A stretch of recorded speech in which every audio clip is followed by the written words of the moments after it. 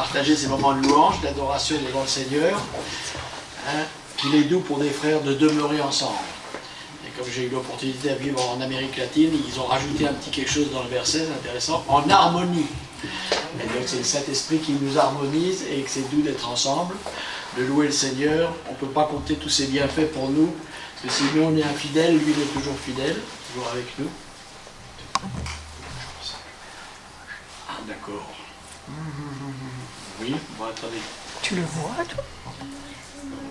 Il y a la tablette devant. Ah, Avant il y a les la internautes, tablette alors avant devant, les internautes, il a- parce qu'il faut le temps que ma machine s'allume, parce que elle est comme moi, des fois elle est lente à l'allumage. Tac. Voilà. Alors là, je vais faire comme ça, c'est bon. Voilà. Et j'ai juste une parole que j'ai dans mon cœur, que j'ai reçue pendant la louange, pour cette assemblée, le semeur, voilà. Et spécialement son pasteur, voilà. Parce que j'écoute de temps en temps les trésors du ciel, hein. En ce moment on parle de l'onction, il me semble, hein, qui est importante, parce que sans lui on ne peut rien faire.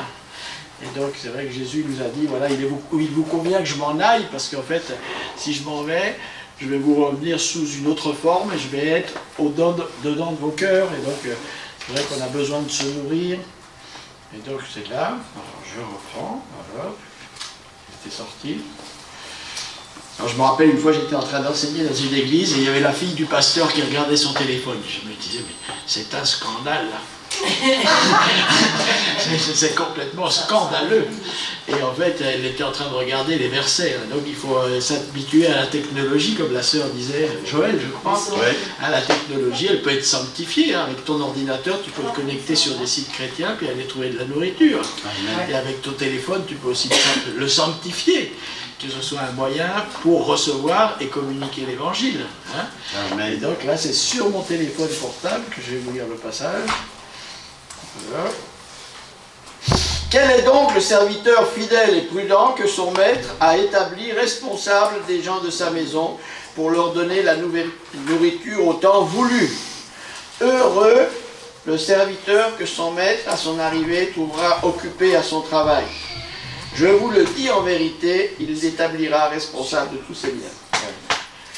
Voilà, parce que c'est une inspiration pour moi de voir la fidélité, la persévérance de Paul pour chaque jour enseigner la parole de Dieu. La référence. La référence, Matthieu 24, et nous sommes au verset 45. Voilà. Voilà, on peut commencer. Voilà. Amen. Bonne écoute. Voilà, donc on a fait un texte, j'ai intitulé mon... Bon, toujours un privilège pour moi de partager la parole de Dieu. Merci à Paul qui me reçoit. Donc je suis bien choyé, bien nourri. Voilà.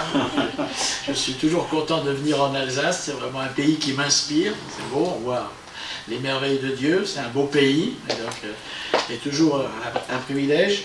Donc on a fait la promotion du message hier et on a trouvé un titre. Alors on a mis un peu de temps hein, quand même, c'était pas simple. Et donc on a trouvé comment recevoir l'intelligence des temps.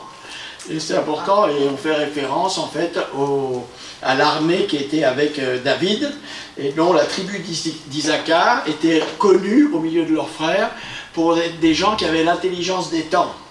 C'était pas simplement les temps, c'est aussi les dispensations que Dieu a établies de sa propre autorité, parce que son plan, il l'a établi avant la fondation du monde. L'agneau de Dieu fut immolé avant la fondation du monde. Donc en fait, quand on a l'intelligence des temps, on comprend l'avance du plan de Dieu. Et il avance inexorablement. Et en fait, pour nous, quand on lève les yeux vers lui, on est rayonnant de joie parce qu'on connaît la fin du film. La fin du film, elle est déjà faite. Que Jésus vient chercher une église glorieuse, sans tache, ni ride, ni rien de semblable. Et il va le faire, parce qu'on ne peut pas douter que ce que Dieu a dit, il le fait. La seule question, c'est de savoir si nous, on va y participer. Et mon message, c'est aussi une participation pour ça, pour qu'on se prépare, parce que la Bible dit très clairement qu'à la fin des temps, ce qui va arriver, et qu'il y a toute une partie de l'Église qui va adorer à Dieu en esprit, en vérité, qui va commencer à prier dans l'esprit. Ma maison sera appelée une maison de prière, et puis à prier, Seigneur, viens. Et le Seigneur vient à l'appel de sa bien-aimée. Il vient à l'appel de sa bien-aimée, et nous, je crois que justement, c'est ça notre désir, et mon message ce matin, c'est pour que personne ne manque le train de l'enlèvement. Voilà, parce que sur le monde, il vient des ténèbres. On ne peut pas être surpris de cette pandémie. Parce qu'en fait, si tu es surpris de la pandémie et de ses conséquences désastreuses pour le monde, en fait, c'est que tu ne lis plus la Bible. Parce que la Bible, elle dit, dans les derniers temps, ça sera des temps difficiles. Hein, et quand les ténèbres, elles viennent sur le monde, qu'est-ce qui se passe? Ma lumière va poindre sur toi. Hein? Et non, voilà, on n'est pas... Et donc, c'est ça, important de voir. Alors, on avait trouvé ce titre-là. Bon, à un moment donné, j'avais l'enlèvement, fable ou réalité. Et donc, je vais passer au message. Et donc, c'est un message pour nous prévenir, nous avertir de ce qui vient, qu'on ne soit pas surpris. Qu'on sache que Dieu, il a tout sous contrôle. Et ce qu'il a promis, il va le faire. Et donc, s'il a commencé en nous une bonne œuvre en se révélant à nous, c'est pas pour nous abandonner au milieu du chemin. Parce que si on est infidèle, lui demeure fidèle. Amen. Et la bonne œuvre qu'il a commencée en nous, il va la terminer. Et son but, quand il nous a choisis, toute chose concourt au bien de ceux qui aiment Dieu aussi, que c'est appelé selon son dessein, pas selon le nôtre. Parce que ceux qu'il a prédestinés d'avance, il les a destinés à être semblables à Jésus-Christ. Et donc, tous les chemins où on passe, les expériences qu'on fait, les épreuves qu'on passe, ce n'est pas des accidents. C'est Dieu qui les permet dans sa souveraineté pour que Christ soit formé en nous. Amen. Et donc, on peut louer Dieu de toute épreuve comme un sujet de joie complète. Parce que l'épreuve de notre foi, elle produit la patience. La patience, c'est la première vertu de l'amour. Et nous, on est impatients, on veut tout maintenant, mais en fait, il y a un temps pour que le fruit puisse mûrir. Il faut que la patience accomplisse parfaitement son œuvre, afin qu'on soit parfait, accompli, sans faillir en rien. Qui c'est qui veut être parfait, accompli, sans faillir en rien? Il faut accepter l'épreuve, et il faut arrêter quand on est dans l'épreuve, dire sors-moi de l'épreuve. Parce que ce n'est pas le diable qui nous met dans l'épreuve, c'est le Dieu de toute grâce qui nous a appelés à sa gloire éternelle. Après qu'on ait souffert un peu de temps, peu, il va nous affermir, il va nous fortifier, il va nous établir, et il va nous rendre inébranlables. Mais celui qui ne passe pas par l'épreuve, il ne sera jamais rendu inébranlable. Bon. Donc en 2020, j'ai été invité déjà, c'est la 3e fois que je viens, donc jamais 203, après on verra s'il y en aura d'autres. Hein, enfin, voilà. Et donc c'est vrai qu'on a une grande affinité avec Paul et Monique, à chaque fois qu'on parle, on voit qu'on parle de quoi? Du Seigneur. Et donc on s'encourage, on s'édifie les uns les autres, on s'exhorte les uns les autres, donc ça passe, hein, le courant passe, on va dire ça comme ça. Donc on ne sait pas de quoi demain sera fait, mais on est disposé pour servir le Seigneur.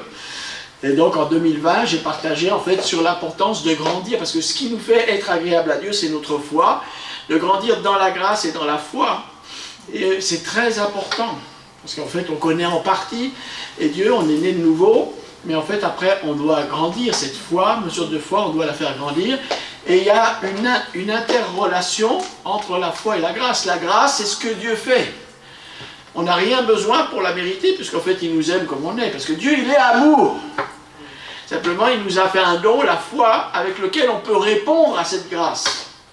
Et c'est important de faire grandir notre foi, parce que c'est quand on est dans la foi que, en fait, on est agréable à lui. Et c'est quand on lève les yeux vers lui qu'on est rayonnant de joie, parce qu'il nous montre, en fait, qu'on est dans sa main et qu'il n'y a personne qui peut nous ravir de sa main. Il nous montre que tout est accompli. C'est déjà fait, la garantie elle est totale. Donc on peut se confier en lui aveuglément. Parce qu'en fait, celui qui se confie en lui, il ne sera pas confus. Et dans cette époque de pandémie, il y a beaucoup de confusion. Les gens qui parlent de complot, de Big Pharma qui est en train de faire de l'argent sur la misère des gens, ou l'élite mondiale qui est en train de fomenter un gouvernement mondial. Mais en fait, le complot, il ne se passe pas au niveau horizontal, il se passe au niveau vertical. Depuis le départ, depuis que le diable a été expulsé de l'Éden, du ciel, il veut s'attaquer au plan de Dieu. Et depuis que Dieu a créé l'homme à son image, le diable vient l'attaquer. Et il a un plan. Parce que le diable, c'est l'ennemi de Dieu, non pas parce qu'il peut compéter avec Dieu, mais il peut détruire ce que Dieu a de plus précieux, l'homme créé à son image. Et on voit que derrière, il est là le complot. Il existe. Et à la première venue de Christ, comment il s'est manifesté? C'était une personne religieuse, le chef du Sanhédrin, je crois que c'était Caïphe ou Anne, je ne sais plus lequel des deux, qui était souverain sacrificateur à l'époque du ministère de Jésus-Christ. En fait, depuis le début, il voulait le tuer, hein. Mais il ne savait pas comment faire. Mais en fait, ils ont trouvé un raisonnement très valable. Il a dit, mais vous avez encore rien compris, il est préférable qu'un homme meure pour tout le peuple. Donc ils avaient un argument, mais ils ne savaient pas que derrière, en fait, c'était le diable qui avait motivé cette inspiration. Mais en fait, c'était le plan de Dieu qui s'accomplissait. Et donc on voit que Dieu, il a tout sous contrôle. Et tout ce qui se passe en ce moment, la sœur nous l'a dit, la pandémie, mais en fait c'est dans la souveraineté de Dieu. Je ne dis pas que c'est Dieu qui a fait le virus, mais Dieu, il utilise tout pour que sa gloire soit manifestée. Il a permis ça, et nous des fois, dans cette confusion qu'on a, on est en train de prier que Dieu, il arrange le monde. Mais en fait c'est une méconnaissance des temps, des dispensations de Dieu. Parce que quand on parle des temps, on pense à la création, la dispensation de l'innocence, du gouvernement de Dieu, la loi. Après, maintenant, on est dans la dispensation de quoi? De l'Église. C'est aussi la dispensation de la grâce. Mais la Bible, elle dit aussi, le siècle présent mauvais. Donc, en fait, on est étrangers voyageurs, là, au milieu. Et donc, à la fin de la grâce, il y a l'enlèvement de l'Église. Et après, il y a la grande tribulation. Et la grande tribulation, c'est le juste jugement de Dieu sur l'impiété des hommes. Parce qu'après la grande tribulation, il y a Jésus qui revient avec son Église pour établir son royaume de justice sur la terre. Mais dans la parole de Dieu, la parole justice et la parole jugement, elles vont ensemble. S'il n'y a pas le juste jugement de Dieu sur l'impiété, Dieu ne pourra jamais établir son royaume de justice. Et donc nous, on doit savoir ça. Et donc c'est vrai que la foi et la grâce, elles se interpénètrent. Hein. C'est par grâce que nous sommes sauvés, par le moyen de la foi. Et la foi, elle ne vient pas de nous, c'est un don de Dieu afin que personne ne se glorifie. Mais après, on va voir que c'est par la foi en Jésus-Christ, on a la paix avec Dieu, au moyen de notre Seigneur Jésus-Christ. Par la foi en lui, on a accès à cette grâce dans laquelle on demeure ferme. Et donc ça, c'est important. Hein, et la grâce, plus qu'un concept, plus qu'une doctrine, en fait, on en parle avec Paul, c'est une personne. C'est la personne de Christ qui vient habiter dans nos cœurs. Bien souvent, on définit la grâce. Ah, c'est un don immérité. Ce qui est vrai. Mais en fait, il y a une différence entre la miséricorde et la grâce. Ça parle les deux de l'amour de Dieu. La miséricorde de Dieu, elle se manifeste que je ne reçois pas le châtiment que mérite mon péché, puisque Jésus, c'est ce qu'on a chanté, il est mort pour moi, à ma place. Ça, c'est la miséricorde. Et la grâce, c'est que je reçois ce que je ne mérite pas. Qu'est-ce que je ne mérite pas? Que Jésus-Christ vienne habiter dans mon cœur et qui me transforme à son image. Et c'est ça la vraie grâce. Et la grâce, ça nous capacite pour faire l'œuvre de Dieu. Ça nous capacite parce que Jésus en nous, hein, c'est ce qu'on parlait, il ne pêche pas. Donc aujourd'hui, on va changer, on va voir quelles sont les priorités de l'agenda de Dieu face à la situation actuelle de crise que le monde entier est en train de vivre. Et moi, en fait, c'est comme une trompette de Dieu. En fait, c'est vrai, quand on lit l'Apocalypse, on voit, ça, Jésus il présente la grande tribulation comme une période comme il n'y en a jamais eu. Où il y aura des angoisses, des tremblements de terre, des choses terribles. Les gens y rendront l'âme de terreur. Et là, en fait, on se dit, mais comment ça peut se passer? Et là, en fait, on voit Dieu, il change un petit paramètre, un petit virus. Et il y a tout le système du monde qui s'écroule.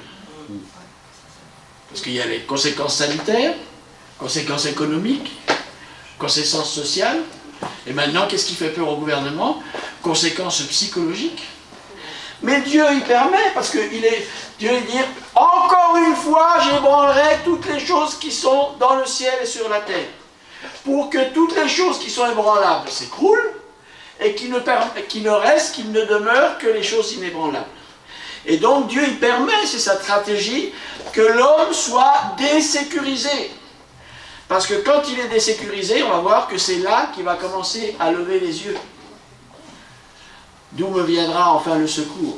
De l'Éternel qui a fait les cieux et la terre. Et Dieu, il permet toutes ces situations. Et donc pour nous, on a chanté aussi, je crois, la moisson est blanche. C'est ça qui a prié. Hein, c'est déjà prêt. Et donc l'église des derniers temps, c'est une église qui prie. Mais en fait, le livre qui raconte l'histoire des premiers chrétiens, ça s'appelle les Actes des Apôtres. Et donc, en priant, on va recevoir le vouloir et le faire. D'annoncer l'évangile à une génération perdue. et on va voir une moisson d'âmes. On va voir, et moi c'est ce que j'ai eu la chance de vivre avec Alexis en Amérique latine. J'ai vu que la main de Dieu n'est pas trop courte pour sauver, ni son oreille trop dure pour entendre. Et j'ai vu des milliers de jeunes venir au Seigneur et adorer Dieu et se préparer pour le retour du Seigneur. Et moi, ma prière, c'est que Dieu ne fait pas de favoritisme, il ne fait pas d'acception de personne, et on croit que Dieu va faire la même chose ici. Amen. Parce qu'il y a besoin. Hein? Alors, surtout en France, qui est un pays qui a largement tourné le dos à Dieu dans ses institutions. Enfin, c'est un autre problème. Donc, on voit tous les héros de la foi, que ce soit Abel, Enoch, Noé, Abraham, Isaac, Jacob et tous les autres qui sont Moïse, Josué. En fait, pourquoi ils sont dans la liste des héros de la foi? Parce qu'ils ont cru ce que Dieu disait.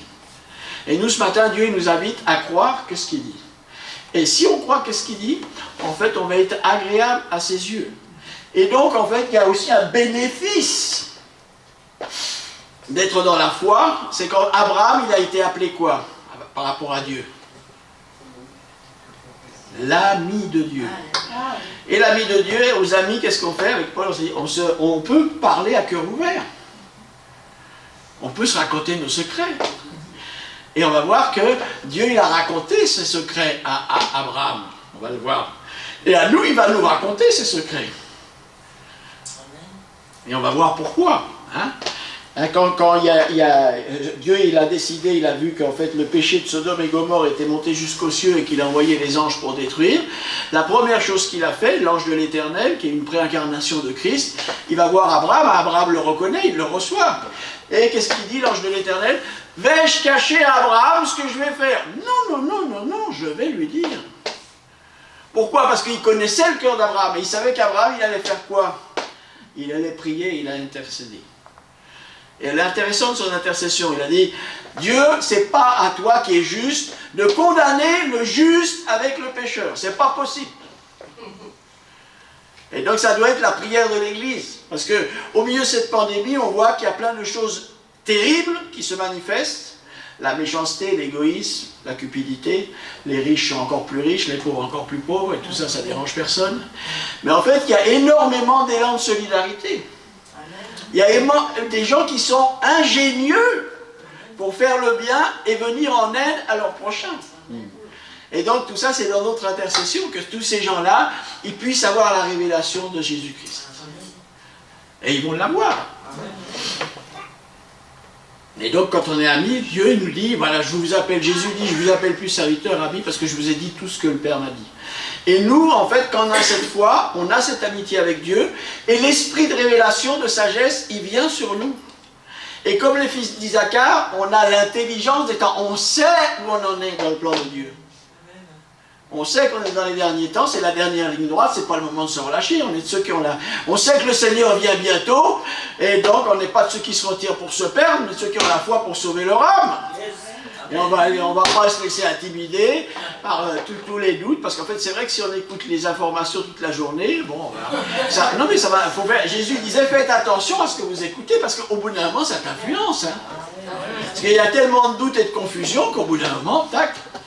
Et donc à nous d'avoir cette sagesse, d'écouter le Seigneur. Hein, et lui il est en train d'ouvrir une porte.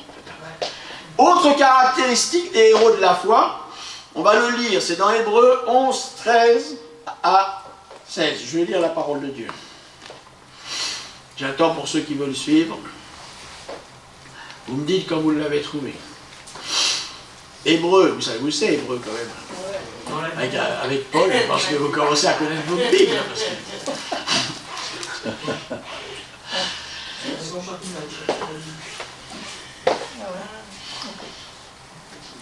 Voilà.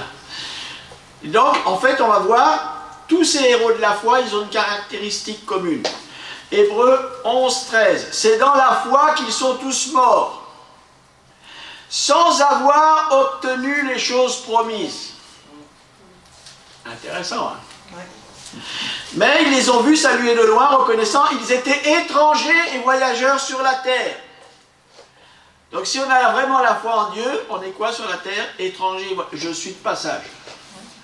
Ma destinée, c'est pas ici.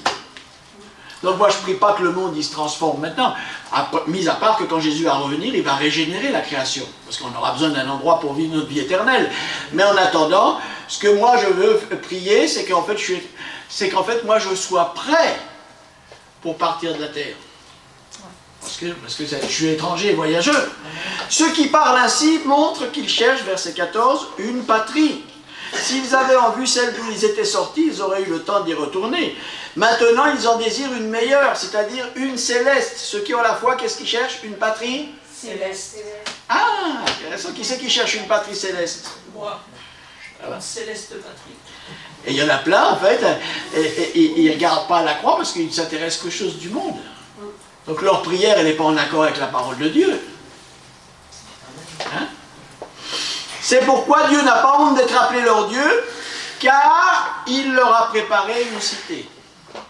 Donc avec l'épreuve qu'on vit en ce moment, personne n'est tenté au-delà de ses forces. Mais avec l'épreuve, avec la tentation, avec la difficulté, il a préparé le moyen d'en sortir. Et nous, on sait que tout est sous contrôle. Donc la porte de sortie, elle est. Hein? C'est ça qu'on va voir aujourd'hui.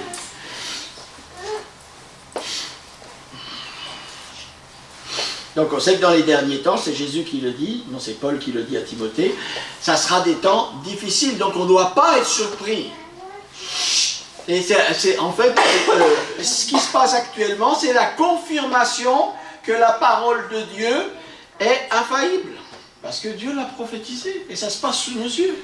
Mais c'est surtout le signe que le Seigneur, il est où? Il est à la porte. Tout ce qu'on doit entendre à travers cette pandémie, le Seigneur est à la porte. Parce qu'il ne va pas permettre qu'on soit éprouvé au-delà de nos forces. Et si la situation elle continue, au bout d'un moment, ça ne va pas le faire. Mais en fait, Dieu, il tient tout dans sa main. Et donc c'est quoi? C'est le temps, quand vous verrez ces choses arriver, c'est le temps de quoi?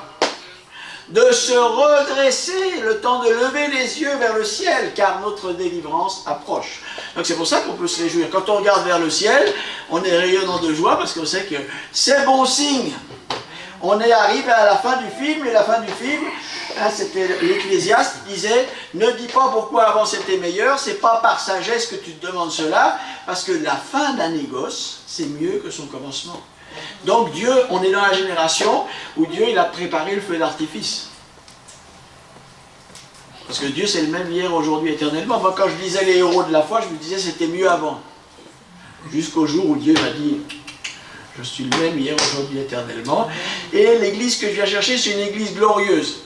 L'église de Pentecôte, qui est merveilleuse dans les Actes des Apôtres, elle a reçu la pluie de la première saison.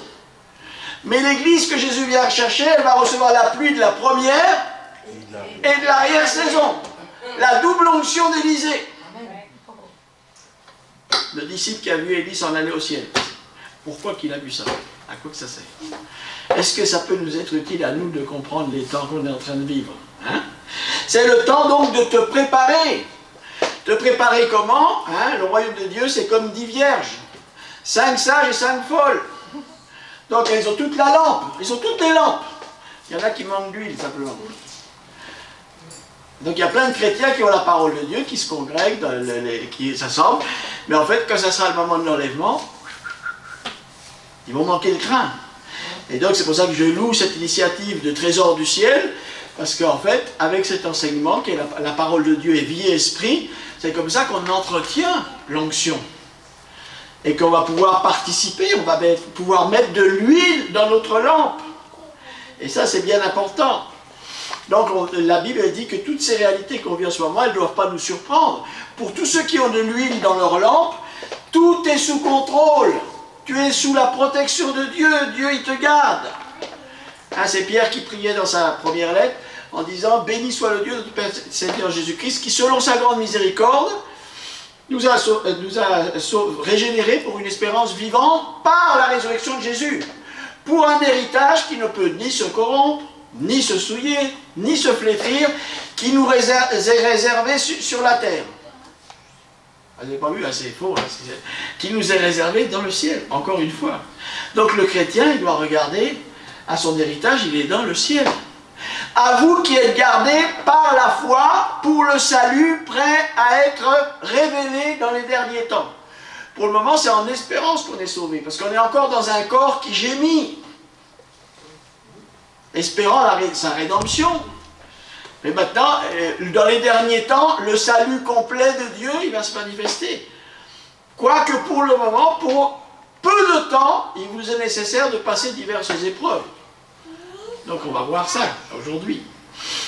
Donc Seigneur éternel, merci parce que nous nous réjouissons, Seigneur, parce que nous savons que nous sommes dans les temps de la fin, Seigneur, que tu reviens, Seigneur. Les noces de l'agneau sont en train d'arriver, Seigneur, et tu nous demandes de nous préparer, Seigneur. L'Église, elle s'est préparée, elle se revêt de fin lin blanc qui sont les œuvres justes, des justes, Seigneur. Alors, bien sûr, parce que tu nous donnes ce matin, Seigneur, comme au fils d'Isaacar, l'intelligence des temps, pour savoir ce que nous devons faire, pour être des modèles au milieu d'une génération perverse et corrompue, qu'on puisse être la lumière du monde, le sel de la terre. Et nous t'en remercions dans le nom de Jésus-Christ. Merci Seigneur pour ton esprit de révélation que tu mets dans nos cœurs, Seigneur, qu'on te connaisse Seigneur. Que tu ouvres les yeux de notre cœur, qu'on sache quelle est l'espérance qui est appelée à notre appel. La richesse glorieuse de son héritage dans les saints, Christ en nous. Si tu veux savoir, alors on a dit l'importance de faire grandir la foi. Qui c'est qui veut faire grandir sa foi? Est-ce que tu sais comment Dieu il va faire? Pardon? Il n'y a pas de timidité ici. Hein. Esprit de timidité, je te lis, je te chasse au nom de Jésus-Christ. Alors, on est l'assemblée des saints, donc en fait, on doit s'édifier les uns les autres. J'ai entendu, c'est quoi? Comment il va faire, Dieu? Voilà, en te mettant dans des situations inextricables, qui c'est impossible de solutionner humainement, pour que tu puisses mettre ta foi et ta confiance en lui. Que tu sois dans l'obligation, comme quand Dieu va sortir le peuple d'Israël qui est esclave en Égypte. En fait, le pharaon les laisse aller, après il réfléchit, il dit la main d'œuvre comme ça, je ne vais pas en retrouver facilement, il faut absolument que je les rattrape. Et en fait, ils vont se retrouver coincés parce que devant eux, le peuple d'Israël, il y aura la mer, sur les côtés, il y aura les montagnes, et derrière, un pharaon. Il leur reste une seule alternative, c'est laquelle? Levez les yeux vers le ciel, d'où me viendra enfin le secours. Et donc Dieu lui-même, c'est pas de le dire. C'est pour ça que quand tu es dans l'épreuve, il faut arrêter de prier, sors-moi de l'épreuve. Parce que justement, c'est dans l'épreuve que Dieu, il nous perfectionne. C'est là qu'il nous rend capable d'être compatibles avec le plan qu'il a pour nous. Donc en fait, arrêtons de prier ça, parce que c'est pas Satan qui te met dans l'épreuve, c'est le Dieu de toute grâce. Pour que justement tu sois fortifié dans ton homme intérieur. Quand ton homme extérieur est détruit, ne décourage pas, parce que ton être intérieur créé dans une justice et une vérité qui produit la vérité de la parole de Dieu se fortifie. Amen. C'est pour ça. Donc le monde entier il est affligé, il n'a qu'à regarder la télévision. Mais en fait, pour le juste, derrière l'affliction, il y a toujours la bénédiction de Dieu. Et c'est ça qu'il faut comprendre. Donc il faut accepter le chemin étroit et resserré. Il n'a pas dit que c'était facile, mais il a dit que c'est le bon chemin. Donc qui c'est qui veut une parole prophétique ce matin? Parce qu'on a prié aussi pour ça, hein, quand on a prié. Qui c'est qui veut recevoir une parole prophétique ce matin? Moi je vais t'en donner 2 pour le prix d'une. Et on l'a chanté. C'est Jésus qui parle. Vous aurez des tribulations dans le monde, mais prenez courage, car j'ai vaincu le monde. Amen. Donc si tu es un chrétien né de nouveau, Jésus te dit clairement, tu vas rencontrer quoi dans ta vie? Des afflictions, mais elles sont sous le contrôle de Dieu. Et la deuxième prophétie qui va avec, c'est que Dieu, il a le pouvoir de changer la malédiction en bénédiction et de changer ces afflictions que tu vas vivre en bénédiction pour ta vie. C'est au milieu des tribulations et de l'affliction que nous allons expérimenter les plus grandes victoires. Hein, c'est pour ça que quand on a accès à la grâce de Dieu, dans laquelle on se glorifie dans l'espérance de la gloire de Dieu, on se glorifie même des afflictions. Parce qu'on est masochiste? Non! Parce qu'on a les yeux spirituels ouverts, comme Jésus qui, en vue de la joie qui lui était réservée, a souffert la croix, méprisé l'ignominie, parce qu'il savait qu'est-ce qui l'attendait après. Et quand on est dans l'épreuve, il faut que Dieu ouvre nos yeux spirituels. Derrière, il y a la bénédiction. Il y a quelque chose que tu ne peux même pas imaginer. Si le grain il meurt, il va porter beaucoup de fruits. Mais s'il ne meurt pas, il reste seul. Donc, si tu es tout seul dans ta vie, tu peux te poser la question si tu es en train de passer par l'épreuve que Dieu a permis pour que tu meures à toi-même. Et si tu acceptes, si tu te rends, tu vas voir que Dieu, il va accomplir sa part. Donc on se glorifie même dans l'affliction, sachant que l'affliction, elle produit la persévérance. Persévérance, victoire dans l'épreuve. Et la victoire, l'espérance. Parce que la vie chrétienne réelle, c'est une vie de victoire. Dans toutes ces choses, nous sommes plus que vainqueurs. Et on va voir qu'est-ce que c'est ces choses. Toutes choses, hein, parce que Jésus, toutes choses concourent bien de ceux qui aiment Dieu. C'est dans Romains 8, hein, par la vie de l'esprit. Et après, il est dit, lui qui n'a pas épargné son propre fils, mais qui l'a donné pour nous, comment ne va-t-il pas nous donner toutes choses avec lui? Et on va réfléchir un moment, c'est quoi ces toutes choses? Et si vous y lisez la suite, c'est qui accusera les élus de Dieu, qui condamnera les élus de Dieu? Est-ce que ça sera la persécution? Donc les choses, toutes les choses qu'il nous donnera avec lui, ça commence par là. Le Saint-Esprit témoigne à notre esprit qu'on est enfant de Dieu, héritier de Dieu, co-héritier avec Christ. Si toutefois, nous souffrons avec lui, pour être glorifiés avec lui. Et donc, toute chose que Dieu partage avec nous, c'est quoi? C'est les fausses accusations qu'il a reçues. C'est sa condamnation. C'est son humiliation. C'est l'angoisse à la croix d'avoir pris notre place. Pourquoi m'as-tu abandonné? Non pas ma volonté, mais la tienne. Et donc c'est ça, et dans toutes ces choses, on est plus que vainqueur. Chaque fois qu'on va mettre notre confiance en Dieu, on va voir, Dieu est vivant, il est derrière sa parole pour l'accomplir. Mais si on n'accepte pas l'épreuve, on ne va pas jamais se rendre compte que Dieu est puissant pour accomplir sa parole. C'est vrai qu'on n'est pas masochiste, personne n'aime passer par des afflictions, ce n'est pas du masochisme. Mais en fait, c'est les temps d'affliction qui vont toujours produire des bénédictions spirituelles. La parole.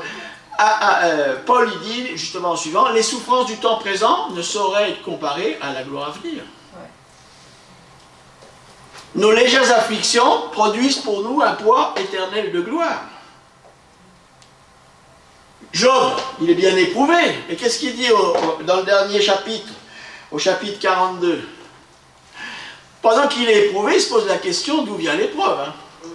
Même il dit que c'est Dieu, c'est vrai que c'est Dieu qui l'a mis, mais c'est le diable. Il y avait une conversation entre Dieu et le diable a donné la permission d'affliger que Dieu lui a donnée. Et comment il termine, Job, en disant, dès le premier chapitre, il est présenté comme un homme juste, qui craint Dieu, qui a la crainte de Dieu, qui est pieux. Mais en fait, au dernier chapitre, il va lui-même faire cette confession. Mon oreille avait entendu parler de toi. Maintenant, mon œil t'a vu. Amen. Et il est comme Paul. C'est plus moi qui vis, c'est Christ qui vit en moi. J'ai compris qu'il ne m'a jamais abandonné. Quand j'étais dans les difficultés les pires, que je l'accusais de tous les maux, il était avec moi. Pour me montrer, je ne t'abandonnerai jamais. Dans n'importe quelle épreuve où tu vas être, je serai avec toi. Parce que j'ai résolu de te sauver. Même quand tu fais la tête. Dieu, il sait de quoi on est fait. Hein. Et il ne nous traite pas, il nous traite comme un père traite son enfant. Il sait très bien qu'on est bien limité. Donc il ne nous en veut pas. Hein. Voilà. Ce qui se sème avec des larmes se récoltera avec allégresse. Donc en fait, comme pour Jésus, nos afflictions, nos épreuves sont le préambule de notre bénédiction. Et nous, en fait, quand on est dans l'épreuve, comme Jésus, sachant la joie qui lui était réservée. Donc on va avoir nos yeux spirituels qui se réjouissent en espérance de la gloire de Dieu qui nous attend. L'épreuve n'empêche pas la joie. On voit Jésus, il se réjouissait parce que nous on dit, ah, épreuve, triste. On peut être joyeux dans l'épreuve par le Saint-Esprit qui est en nous. Amen. Et louer Dieu au milieu de la difficulté, ça a une puissance terrible. Parce que Dieu siège au milieu des louanges de son peuple. Et si dans l'adversité, comme Paul et Silas étaient capables de chanter des louanges de Dieu, il va se passer quelque chose d'extraordinaire. Une grande délivrance. Donc se réjouir en espérance avec Jésus de la joie qui nous est réservée quand on sera... Ah, est-ce qu'il y a une rallonge? Parce qu'en fait, là, ça s'éteint bientôt. Une rallonge. Oui. Ou une double prise. Est-ce qu'on a besoin de ce spot-là? Non. Paul, dis-moi. Pour la lumière, on a besoin, mais il y a d'autres prises. Bon, si quelqu'un me cherche une rallonge, si c'est possible. Si ce n'est pas possible, on se débrouillera autrement.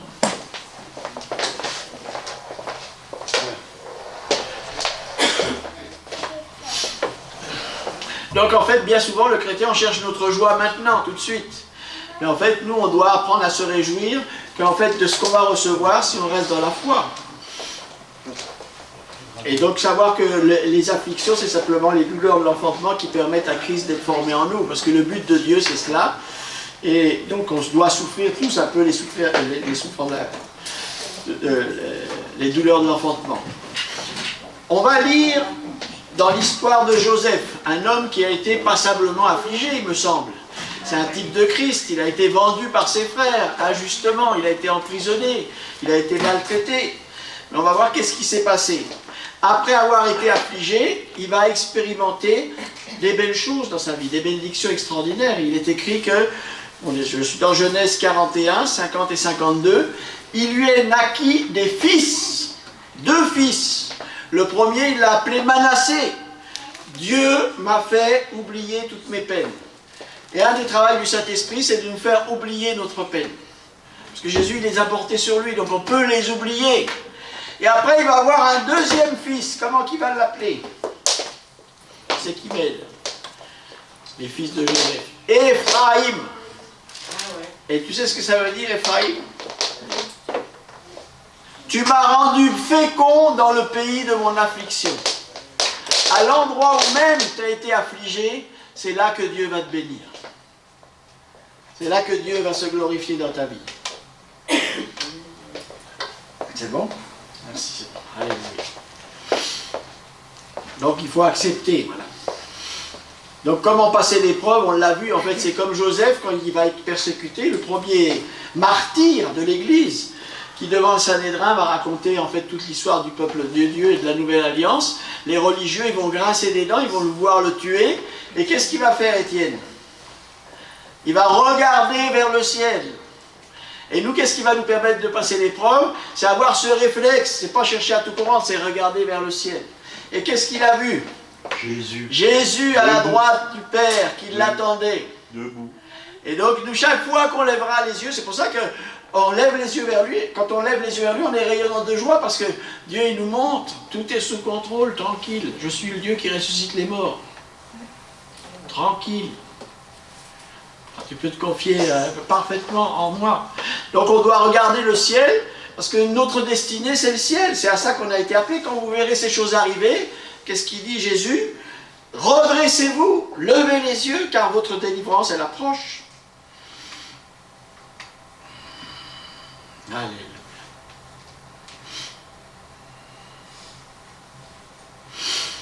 Et c'est vrai que c'est au milieu des crises qu'en fait on va dire pourquoi Dieu il nous fait grandir notre foi dans les épreuves. On le voit très bien, Jésus il dit à ses disciples à un moment donné, on est dans Marc, passons de l'autre côté. On est dans le chapitre 4, au chapitre 5, ils sont passés de l'autre côté. Mais qu'est-ce qu'il y a eu au milieu? La tempête, et puis en fait leur foi elle a légèrement défailli. Hein. Et Jésus va leur demander, mais où c'est quelle est votre foi? Hein? Tout est sous contrôle. Donc c'est Jésus qui nous demande de passer de l'autre côté.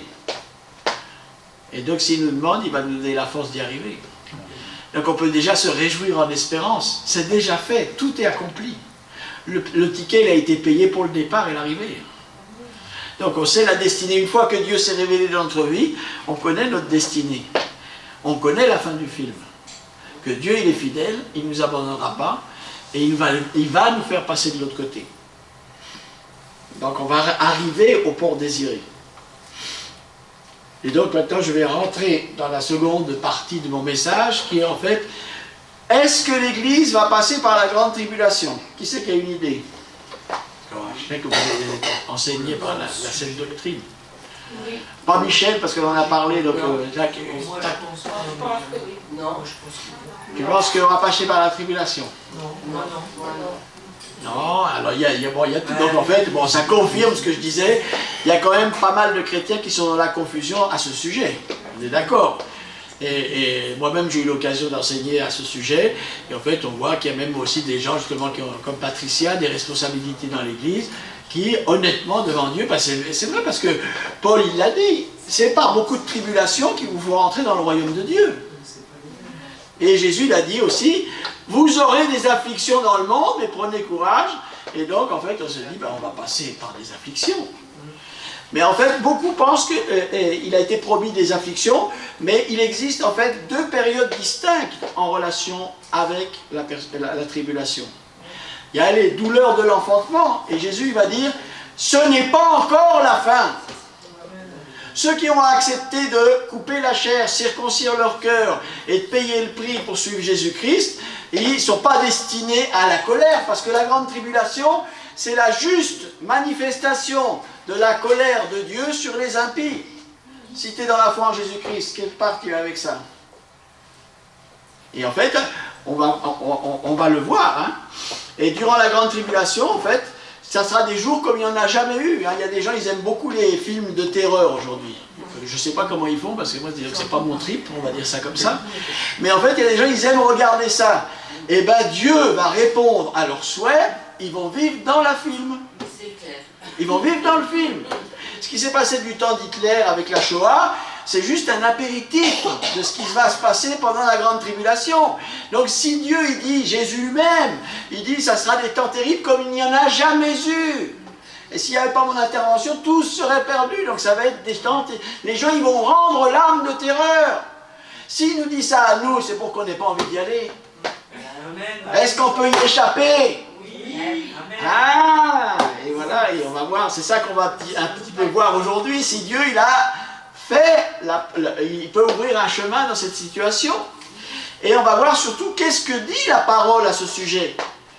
Parce que si tu crois en Jésus et tu gardes sa parole, tu n'es pas destiné, l'église de Philadelphie, elle a peu de puissance, mais elle a gardé la parole, elle a pas nié le nom du Seigneur, hein, l'église, on l'a dit dans la prière, elle est au Seigneur. Elle appartient au Seigneur. C'est un mystère. C'est l'épouse. C'est la bien-aimée de Jésus-Christ. Dans les films, hein, le héros, il vient sauver la bien-aimée. Hein. Hein, il vient la sauver. Et il n'arrive jamais trop tard. Hein. Et donc, on voit dans Révélation 3.10, parce que tu as gardé la parole de la persévérance, c'est le message à l'église de Philadelphie, de l'amour fraternel. Je te garderai aussi à l'heure. Mais en fait, quand on va en grec, parce que ça a été écrit en grec, c'est pas à l'heure, c'est de l'heure. De la tentation qui va venir sur le monde entier pour éprouver tous les habitants de la terre. Donc Dieu, il va te garder de l'heure. Paul, dans son enseignement aux Thessaloniciens, il va dire, nous, les chrétiens, on doit attendre des cieux son Fils, qu'il a ressuscité des morts. Jésus qui nous délivre de la colère à venir, on peut dire, qui nous délivre de la grande tribulation à venir. La manifestation de la colère et la grande tribulation, c'est la même chose. Il termine son épître aux Thessaloniciens 5.9. Dieu ne nous a pas destinés à la colère, mais à l'acquisition du salut par notre Seigneur Jésus-Christ. Et donc on va voir dans la parole de Dieu, Jésus, il parle beaucoup par parabole, qui parle justement de cette période de l'enlèvement, mais en fait on va voir aussi, il la relationne avec l'histoire de Noé. Jésus, il va faire un parallèle très clair entre le déluge et l'enlèvement. Et le déluge, c'est un type de la grande tribulation. Parce que le déluge, c'est que Dieu, il a regardé la terre, il a vu que le cœur de l'homme se tournait uniquement vers le mal, et il a préparé un plan pour purifier la terre. Et on va le lire dans Matthieu 24, 37 à 40. J'attends que ceux qui ont leur Bible, que ce soit sur leur téléphone ou la Bible papier,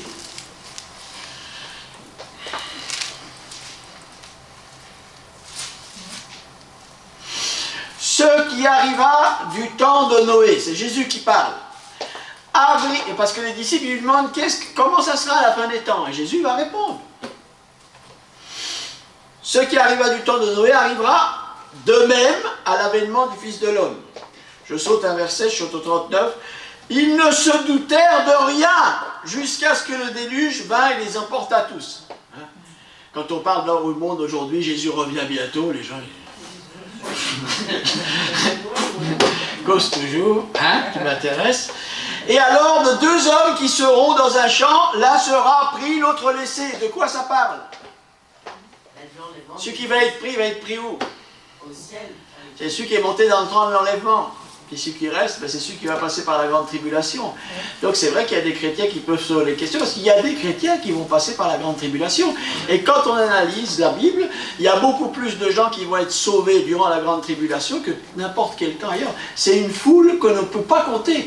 Par contre, ils vont être décapités pour le témoignage à la parole de Dieu. Ceux qui ne se sont pas circoncis le cœur, ceux qui n'ont pas participé avant, là, donc ils vont être sauvés comme au travers du feu. Et en plus, autre chose, ils ne font pas partie de l'épouse. Il y a plusieurs demeures dans la maison de mon Père. Si ce n'était pas le cas, je ne vous l'aurais pas dit. Et nous, on est tous invités à aller dans les appartements secrets du roi, à le suivre dans ses appartements. Il y en a d'autres, ils vont rester dans le salon. Puis d'autres encore, ils vont être dans le jardin.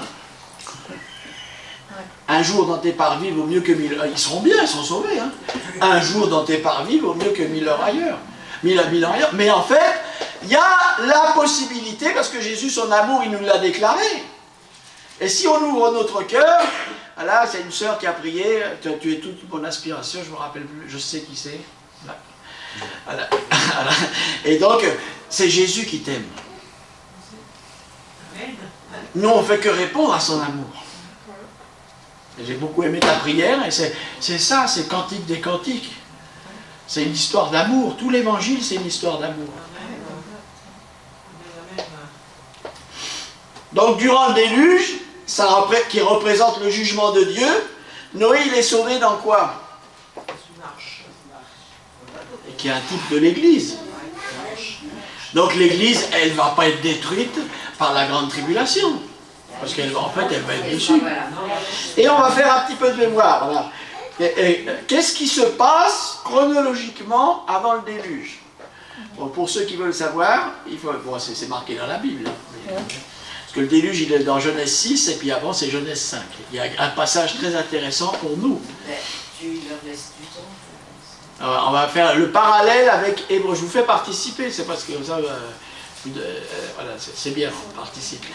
Dans Hébreu 11, où il est parlé des héros de la foi, j'ai dit, ça commence, c'est qui le premier héros de la foi? Abel! Voilà, qui a offert un sacrifice qui a plu à Dieu. Puis le deuxième, c'est qui? Enoch, qui marcha avec Dieu, puis il ne fut plus parce que Dieu l'avait pris. Et ça, c'est avant, hein, c'est avant le déluge. Hein, et donc, c'est un signe pour nous. Enoch est le type de ceux qui ont la foi, qui marchent avec Dieu pour échapper au déluge. Le déluge, on l'a vu, ça apparaît avec la grande tribulation. Le déluge, c'est un type de la grande tribulation qui va venir, le temps de purification, avant que Jésus revienne. La terre, elle a été détruite par l'eau du temps de Noé. Elle sera détruite par le feu pendant la grande tribulation pour la purifier, pour que Jésus puisse revenir avec son Église pour établir son royaume, comme il a été promis. Donc les conditions qui nous permettent d'être enlevés, Dieu ne fait pas de favoritisme. Si comme Enoch, on marche avec Dieu, on a la foi, on lui est agréable, on remplit les conditions pour être enlevé. Donc qu'est-ce qu'il faut pour être enlevé?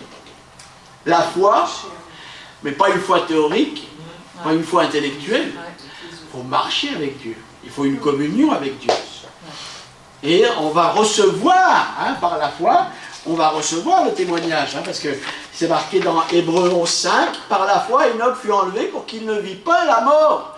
Donc l'église des derniers temps, il y a une génération qui ne va pas passer par la mort. C'est prophétisé. Et qu'il ne parut plus parce qu'il avait été enlevé. Avant son enlèvement, il avait reçu le témoignage qu'il était agréable à Dieu. Celui qui s'approche de Dieu, il doit croire que Dieu existe. Parce que, et qu'il est rémunérateur de ceux qui le cherchent, qui va m'enlever. Parce que sans la foi, impossible d'être agréable à Dieu. Donc s'il a été agréable à Dieu, c'est qu'il avait une foi pratique. Et après on arrive à Noé. Noé divinement averti. Donc ça nous montre dans la communion avec Dieu, on est divinement averti de choses qu'on ne voyait pas encore. Il a construit une arche au travers de laquelle il a été sauvé, lui et sa famille. Et nous, dans la communion avec Dieu, Dieu, il nous dit qu'est-ce qui va se passer. Il nous montre, parce qu'on est ses amis, il nous raconte la fin de l'histoire. Les enlèvements de Enoch et d'Élie, en fait, on va voir, ça préfigure celui de l'Église. Celui qui vit en communion avec Dieu, il sait que nous sommes en train de vivre les temps de l'enlèvement. Qui sait qu'il est en train de vivre le temps de l'enlèvement? Mais là, comme il n'y a pas beaucoup d'enseignements, c'est pour ça que moi, je me dédie à ça, et j'ai prié avant de venir ici, savoir qu'est-ce qu'il fallait pour cette année, parce qu'en fait, le temps est proche. Amen. Et on va voir qu'il y a une préparation. Il y a des chrétiens qui veulent l'ignorer parce que leur cœur, il est dans le monde. Ils sont ennemis de la croix de Christ. La seule chose qui les intéresse, c'est que Dieu les bénisse dans leur vie. Ils n'ont pas compris. Il dit, maintenant que j'ai accepté Jésus, tout va aller bien dans ma vie. Mais ils n'ont pas du tout envie d'aller au ciel. Hein. Après, il y en a d'autres, en fait, ils ne savent pas parce qu'en fait, on enseigne très peu sur l'eschatologie et l'enlèvement. Parce qu'on dit c'est des thèmes difficiles, c'est compliqué. Il y en a qui disent oui, il y en a qui disent non. L'important, c'est de savoir ce que la Bible, elle dit. Est-ce que Dieu, il dit quelque chose? Oui, il dit quelque chose de clair. Qui ne va pas nous mettre dans la confusion, qui va nous donner des convictions. Parce que Dieu, il va parler directement dans notre cœur. C'est-à-dire, si je l'ai fait avec Enoch, et si je l'ai fait avec Élie, c'était des signes qui préfiguraient qu'est-ce que je vais faire à la fin des temps, pour ceux qui sont dans la foi. Donc, dans les deux cas, les chrétiens qui ne savent pas à propos de l'enlèvement, ils sont en danger. Pourquoi? Parce qu'en fait, ils ignorent qu'il y a une préparation et qu'il y a des conditions qui sont nécessaires pour être sûr d'être enlevé. Donc dans l'Ancien Testament, les prophéties, elles avaient deux types de prophéties. Il y avait les prophéties à court terme, qui se réalisaient rapidement. Il y avait les prophéties à long terme. Et quand un prophète il prophétisait une prophétie à court terme qui s'accomplissait, c'était la démonstration que les autres prophéties, elles allaient s'accomplir. Et ce qui s'est passé avec Enoch et Élie, c'est la même chose. Ça préfigure une prophétie, c'était prophétique. Pour nous, à la fin des temps, que cette parole, qu'à la fin des temps, nous ne précéderons pas ceux qui sont morts, mais nous serons enlevés dans les airs à la rencontre du Seigneur pour être toujours avec lui. Il n'avait pas bu un coup, Paul. C'était sous l'aspiration du Saint-Esprit. Il a dit, qu'est-ce qui va se passer? Comment Dieu va se glorifier à ce moment-là? Donc, les prémices d'Enoch, les enlèvements d'Enoch et Élie, en fait, ça préfigure qu'est-ce qui va nous arriver. On a vu, il y a un parallèle, Jésus il fait un parallèle entre Noé et la fin des temps et l'enlèvement. Il y a aussi un parallèle qui existe avec ce qui se passe avec Sodome et Gomorrhe et la grande tribulation. On va le lire dans Luc 17, 28.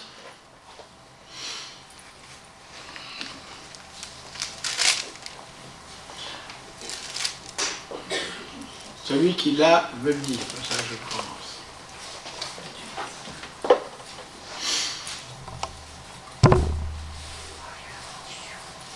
Luc 17, 28. Ce qui arriva, c'est Jésus qui parle, du temps de Lot arrivera pareillement. Les hommes mangeaient, buvaient, achetaient, vendaient, plantaient, bâtissaient. Mais le jour où Lot sortit de Sodome, une pluie de feu et de soufre tomba du ciel et les fit tous périr. Quand c'est que le feu il est tombé? Et Lot, il était considéré comment dans la Bible? Comme un juste. Ah. Tant que le juste il était dans la ville, est-ce que le feu de la grande tribulation est tombé? Non. Hein? Il en sera de même le jour du Fils de l'homme, où le Fils de l'homme paraîtra. Donc, premièrement, il viendra comme un voleur pour chercher sa bien-aimée dans une nuée. Hein? Je vous le dis, cette nuit-là, de deux personnes qui seront dans un même lit, une sera prise, l'autre. Donc, on voit bien qu'il ne parle pas quand Jésus revient en gloire, que tout œil le verra avec son Église pour être. Là, il parle de Jésus qui revient comme un voleur dans une nuée, personne ne le verra, pour l'enlèvement. C'est bien précisé.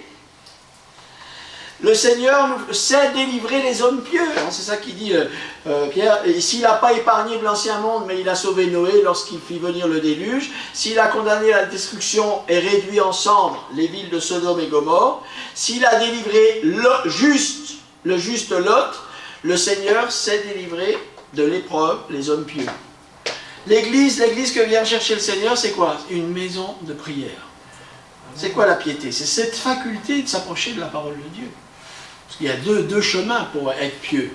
La prière, parler avec Dieu, ou écouter Dieu parler, et la lecture de la parole. Donc c'est ça. Et donc en fait, il s'est délivré. Donc si on est des gens, des chrétiens pieux, est-ce que le Seigneur va nous délivrer? Amen. Hein? Donc on peut sourire. Hein? Et on commence à comprendre, ben c'est bien. Donc je vais pas. Patricia, qu'est-ce que tu en penses? Oui, je suis d'accord. Ah! Ben donc la puissance de la parole de Dieu. Donc on parle pas de. C'est pas moi je pense, toi tu penses. On est simplement de regarder, est-ce que Dieu dit quelque chose à ses enfants? Mes brebis entendent ma voix et elles me suivent. Donc avant que le souffle tombe du ciel, il va se passer quelque chose très intéressant pour nous. L'ange de l'Éternel qui vient détruire Sodome et Gomorrhe, il va rendre visite à qui? Avant. À Abraham. Il lui dit, t'es mon ami, je ne peux pas cacher ce que je vais faire. Donc le péché de Sodome et Gomorrhe, c'est arrivé au ciel, là on n'en peut plus. Là c'est bon, ils ont dépassé la dose. Et donc en fait, pourquoi l'ange, il dit ça à Abraham? Parce que l'ange, il connaît son cœur. Qu'est-ce qu'il va faire Abraham? Donc en l'enlèvement, qu'est-ce qu'elle doit faire l'Église? Intercéder. Parce que Dieu ne va pas traiter les coupables avec les justes. Et tous les justes, ils sont appelés à participer à l'enlèvement. Hein? Tous ceux qui sont en communion avec Dieu, qui sont amis de Dieu, ils reçoivent la révélation du plan de Dieu pour la génération. Abraham, il savait. Et nous, on sait. Donc il ne faut pas prier que le monde il va s'améliorer. Non, justement, le plan de Dieu, il l'a dit. On ne peut pas quitter la grande tribulation, ça ne me plaît pas, tac, on saute.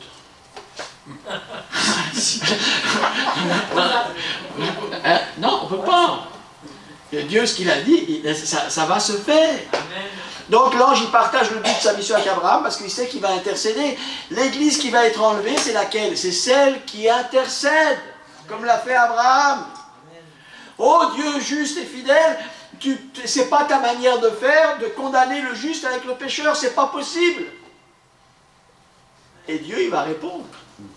Et c'est aussi l'église qui dit quoi? L'église et l'esprit, qu'est-ce qu'il dit?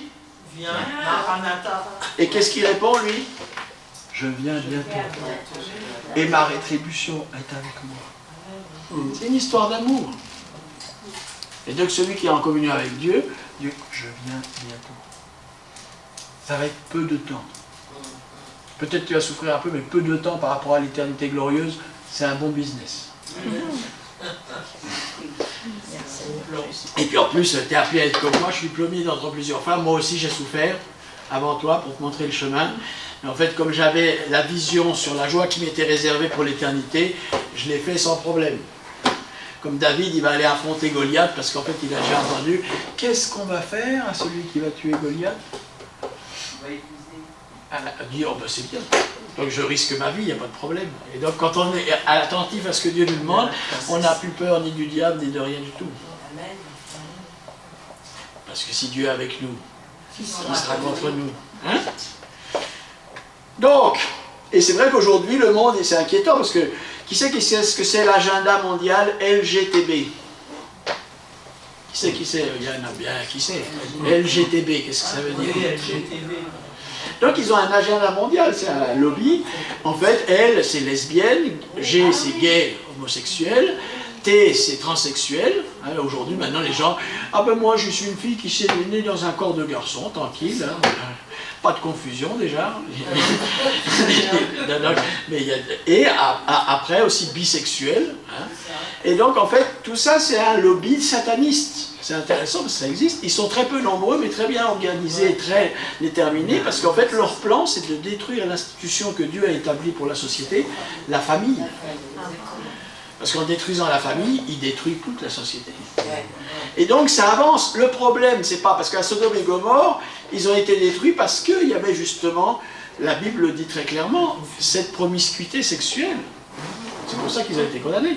Mais en fait, le problème, c'est pas que ces gens-là, ils avancent, c'est que le monde d'aujourd'hui, en France, on défend les homosexuels.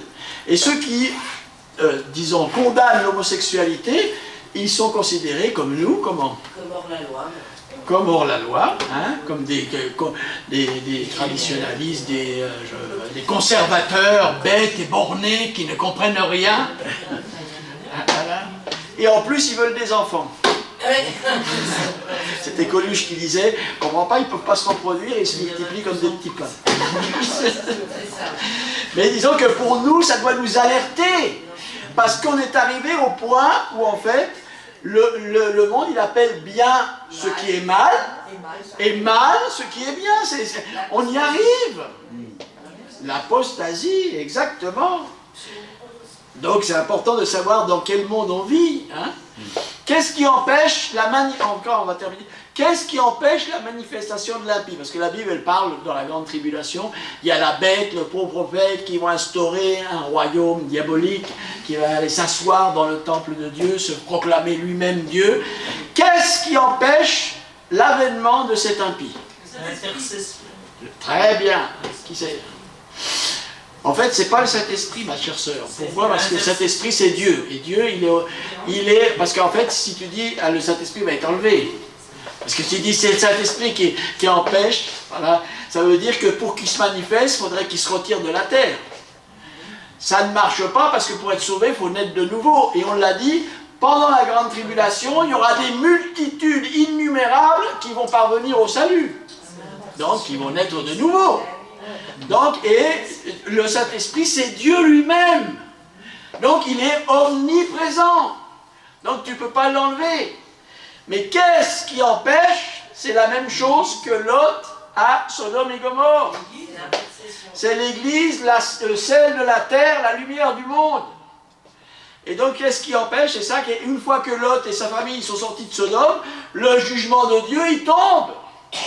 Et la grande tribulation, elle commence justement suite à l'enlèvement de l'Église.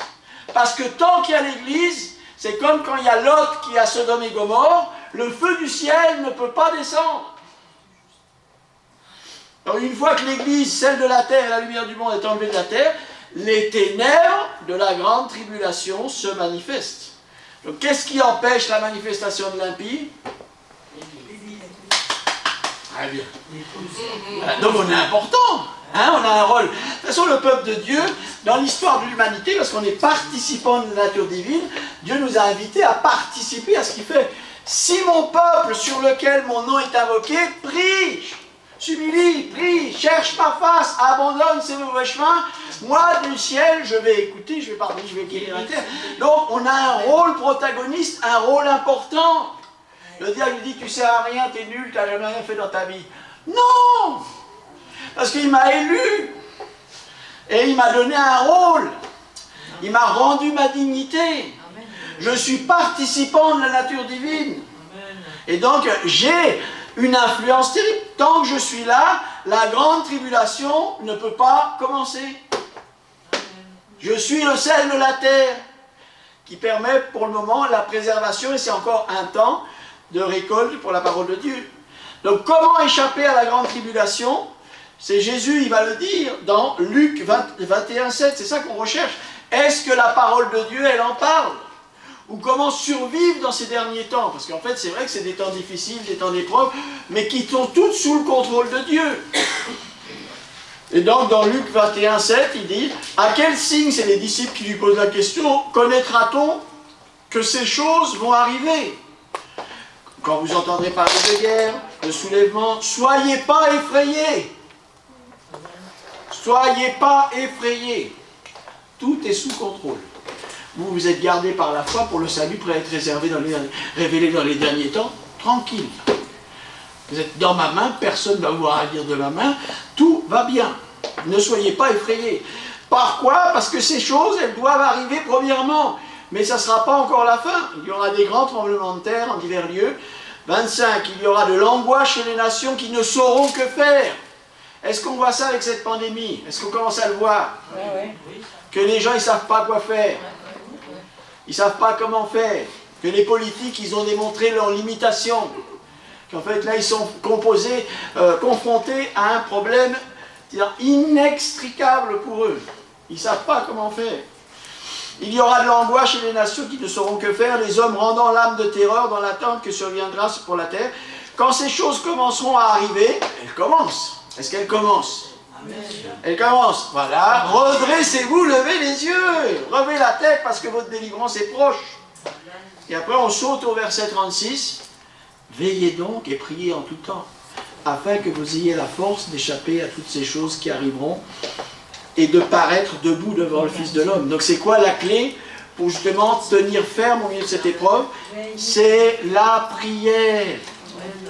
Et la prière, c'est la communion avec Dieu qui s'obtient. Comme à Dieu, il faut l'adorer en esprit et en vérité, il faut prier en esprit et en vérité. Tout ce qu'on ne prie pas dans le Saint-Esprit, ça ne passe pas le plafond. Et donc la vraie prière, c'est dialoguer avec Dieu. Seigneur, viens! Oui, je viens bientôt. Parce que pourquoi on prie comme ça? Parce qu'il n'y a pas d'autre alternative. Hein, au XXe siècle, il y a eu le communisme, il a dit, le jour où tout le monde sera communiste, ça sera le paradis. Vous voyez, l'islam, le jour où on sera tous musulmans, alors là c'est le paradis. Mais en fait on voit bien que ça ne joue pas. Hein, après il y a eu le nouveau libéralisme. Alors c'est très bien, les riches sont de plus en plus riches, les pauvres de plus en plus pauvres, donc ça ne va pas solutionner, c'est pas le royaume de Dieu tout ça. Et donc on voit qu'il n'y a plus de solution humaine. Et Dieu il l'a permis, pour que les gens, l'échec de l'homme soit évident. Dieu est amour et la relation qu'on doit avoir avec lui, c'est une relation... Voilà, bon, j'arrête. Je vois Paul qui regarde sa montre. J'espère que vous n'avez pas trop faim. Ça mange bien là. Voilà. La bonne nourriture. Voilà, Dieu est amour et la seule relation qu'on peut avoir avec lui, c'est en fait avec notre cœur. Dans la Bible, c'est marqué qu'il faut prier avec son cœur, pas avec sa tête. Parce que Dieu, il regarde au cœur. Et donc, si tu arrives, tu connais toutes les formules, ce peuple m'honore des lèvres, mais son cœur est éloigné de moi, la prière, elle ne passe pas le plafond, pas intéressant. Pas intéressant. Donc, le Seigneur vient à l'appel de sa bien-aimée. Hein? Amen. Et donc il y a plein de paraboles qui parlent, les vierges sages, après il y a aussi le maître qui part pour un pays éloigné, qui confie des talents, et il y a 3 serviteurs, un il reçoit 5 selon ses capacités, 2, 1, et en fait on voit qu'à la fin il revient pour rendre compte. Et il y en a un, en fait justement, il va terminer mal. Jésus il donne cette parabole pour dire il y a un risque. Les 2 premiers ils disent c'est bien, bon et fidèle serviteur, tu as fait fructifier les talents que je t'avais donnés, rentre dans la joie de ton maître. Mais l'autre, celui qui avait une mauvaise image de Dieu, en fait, il a caché son talent, et celui-là, il termine mal. Et le but de cette prédication, c'est pour nous avertir, de nous préparer, pas terminer mal, mais d'utiliser les dons, les talents que Dieu nous a donnés, et les faire fructifier, c'est maintenant. C'est maintenant qu'il faut remplir les conditions pour participer au train de l'enlèvement. Et on va, avec les vierges, on voit ce qui leur manque, elles ont la lampe, elles ont la parole de Dieu. Il leur manque de l'huile. Et le temps qu'elles aillent en acheter, quand elles reviennent, la porte elle est fermée. Le train de l'enlèvement est parti.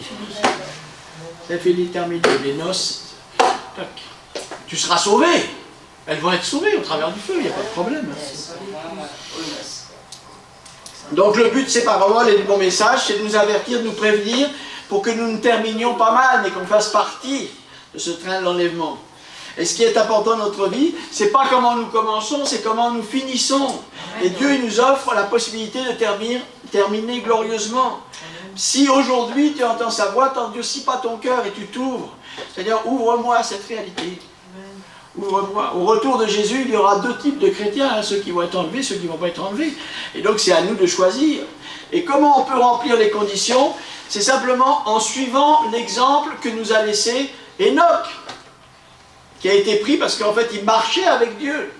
Et il avait reçu le témoignage qu'il était agréable à Dieu parce qu'il avait la foi. Et moi si je cultive ma foi, je fais grandir ma foi, je vais recevoir dans mon cœur le témoignage que je suis agréable à Dieu. Et que je marche avec Dieu.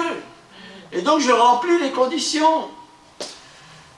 Et en fait aussi, comme les vierges sages, d'être plein du Saint-Esprit, d'écouter la parole de Dieu qui est vie et esprit et se remplir de l'Esprit. Et là, je suis sûr que je vais faire partie de l'enlèvement.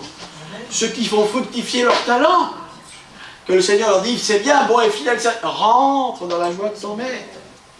Hein, et c'est le temps pour nous de nous réjouir quand on est comme ça. Réjouissez-vous, car les noces de l'agneau sont arrivées. Elle s'est préparée. Et on va terminer avec l'exemple d'Élie. Élie, il va nous montrer aussi le chemin qui nous mène à l'enlèvement. On va lire dans 2 Rois 2, 1 à 3. Lorsque l'Éternel fit monter Élie au ciel dans un tourbillon, Élie partait de Gilgal avec Élisée. Élie dit à Élisée, « Reste ici, je te prie, car l'Éternel m'envoie jusqu'à Béthel. » Élisée répondit, « L'Éternel est vivant, ton âme est vivante, je ne te quitterai point. » Et ils descendirent à Béthel. Les fils des prophètes qui étaient à Béthel sortirent vers Élisée et lui dirent, « Sais-tu que l'Éternel enlève aujourd'hui ton maître au-dessus de ta tête ?» Et il répondit, « Je le sais aussi, taisez-vous. » Et après la même histoire, elle va se répéter. Élie, il va dire à Élisée, il faut que j'aille jusqu'à Jéricho. Et en fait, Élisée, il va dire, je vais avec toi. Et après, jusqu'au Jourdain. Et en fait, ça nous montre le chemin. C'est vrai que tous, ils savaient que Élie allait être enlevé. Mais ils ne savaient pas où. Aujourd'hui, on sait où. C'est tous ceux qui sont sauvés par Jésus-Christ, qui ont été rachetés par son sang, tous ceux qui sont scellés par son Saint-Esprit, c'est eux qui vont être enlevés. Mais on ne sait pas ni le jour ni l'heure. Et pour l'enlèvement d'Élie, il connaissait le jour, mais pas l'endroit. Et nous, en fait, il faut toujours être prêt, parce qu'on ne sait pas le jour. On sait que c'est bientôt. Bon, toujours, je veux dire, si du temps de l'Église primitive, il disait Jésus revient bientôt, on peut en toute logique penser que c'est encore plus bientôt maintenant. Que maintenant, ça arrive. Hein? Donc ce passage, il nous indique qu'il existe des étapes, et les étapes, en fait, c'est Gilgal. Gilgal, ça représente l'endroit où, quand Josué il a commencé à conquérir la terre promise, il a recirconcis les Israélites qui n'avaient pas été circoncis dans le désert. Et donc, en fait, c'est le formalisme religieux.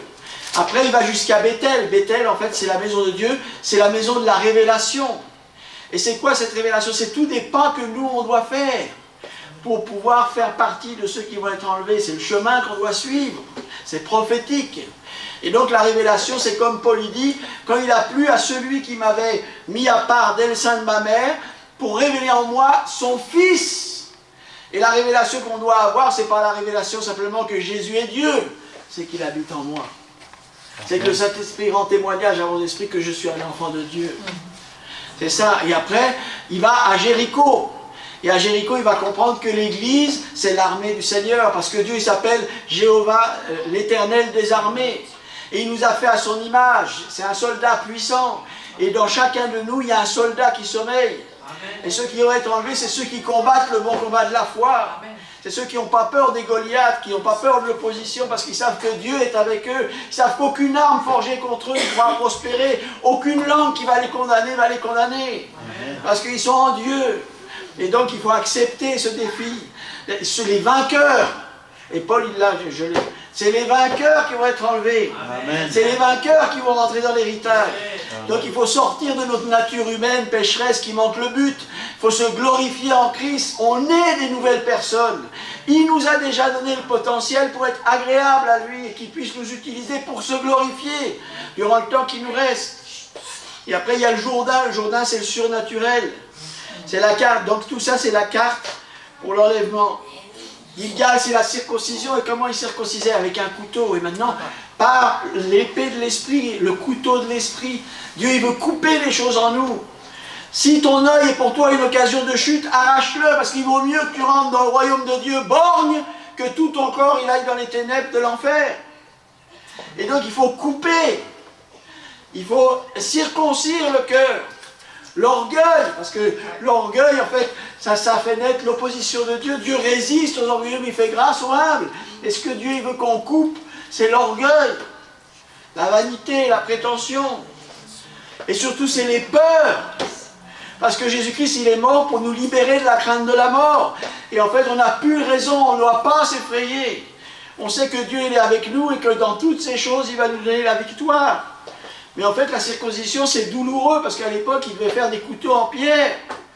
Et donc c'est vrai que ça nous rappelle que la circoncision du cœur, parce que maintenant c'est plus la circoncision dans notre chair. Ce qui a de la valeur devant Dieu, c'est la circoncision de notre cœur.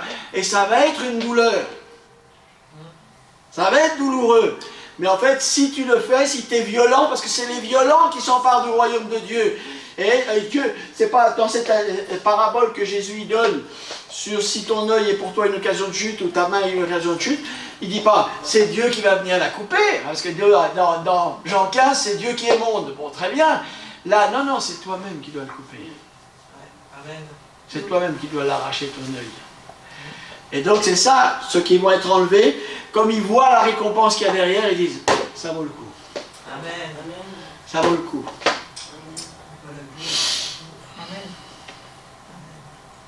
Alléluia. Donc Dieu ne fait pas de favoritisme, et comme Dieu a fait monter Enoch et Élie dans le ciel, il va faire monter l'église qui est prête, celle qui est en prière, Amen. Celle qui est dans l'esprit, celle qui marche avec Dieu. Hein? Et donc en fait, Élie, pourquoi il est monté au ciel? Qu'est-ce que c'est le ministère d'Élie? C'est intéressant. Qu'est-ce que c'était son ministère? C'était de ramener le peuple d'Israël qui était dans l'idolâtrie, le ramener à Dieu. Et après, en fait, Jésus, il va y avoir la transfiguration, il va amener ses 3 disciples les plus proches, Pierre, Jacques et Jean, et là il va apparaître transfiguré, il va se montrer dans la gloire avant qu'il rentre dans la gloire. Et en redescendant, les disciples, ils sont complètement paumés, on ne va pas rentrer dans les détails, mais eux, ils posent la question, parce qu'ils ont vu Élie et Moïse. Et alors ils disent, mais pourquoi est-il écrit que Élie doit venir premièrement? Et Jésus va répondre d'une manière qui paraît confuse, mais en Jésus il n'y a jamais de confusion. Il est déjà venu.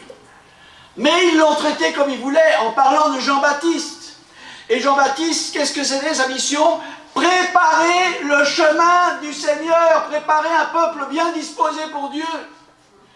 Et l'église que Jésus vient chercher, c'est une église qui est en train de préparer un peuple bien disposé pour le Seigneur qui vient bientôt.